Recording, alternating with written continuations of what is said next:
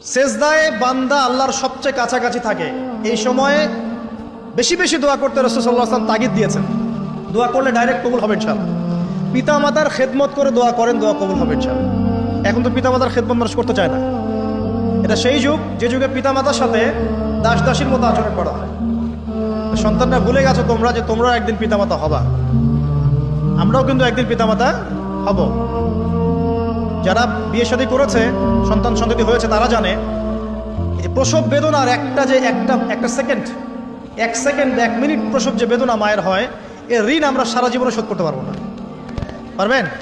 এ কারণেই মায়ের পায়ের নিচে জান্নাতের কথা বলা আছে। মাদের সম্মান আল্লাহর কাছে অনেক বেশি, মেয়েদের সম্মান অনেক বেশি। এই নারীবাদী ফ্যামিলিস্টরা যা বুঝিয়েছে, ইসলাম এমন নয়। তো ইসলাম এমন নয়। ইসলামে মেয়ের মর্যাদা সবচেয়ে উপরে। সেই মেয়েদেরকে আমরা এখন কি করেছি? কাপড় চোপড় সব কমিয়ে কমিয়ে বেপর্দা করে রাস্তায় নামিয়ে দিয়েছে। যদি একটা মানুষ নিজের সম্মান না বোঝে, তাকে সম্মান কেউ দিতে পারে? নিজেকে চিনতে শিখুন। আমাদের সম্মান আল্লাহর কাছে অনেক বেশি।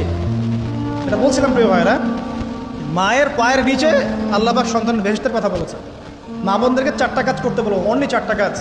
5 ওয়াক্ত নামাজ যদি ঠিকমতো পড়তে পারে, 1 নাম্বার। 2, রমজান মাসে রোজা রাখে। 3 নাম্বার, পর্দা ঠিকঠাক মতো করে। আর 4 নাম্বার, স্বামীর আনুগত্য করে। ইনশাআল্লাহ জান্নাতের যে কোনো দরজা দিয়ে ইচ্ছা প্রবেশ করতে পারবে ইনশাআল্লাহ। এখানে স্বামীর আনুগত্যের কথা বলেছি, স্বামীর দাসত্বের কথা বলি না।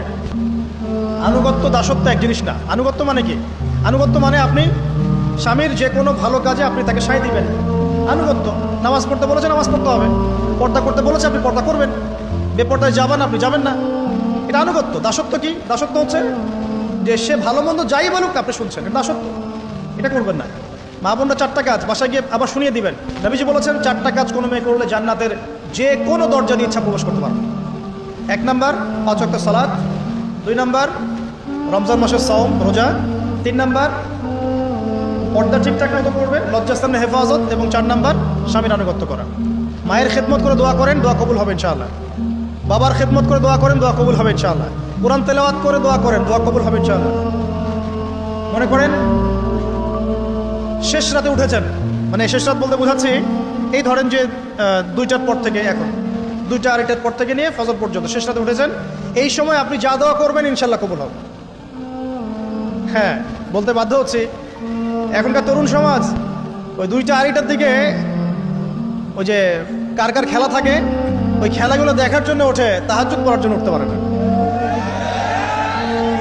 অথচ আল্লাহ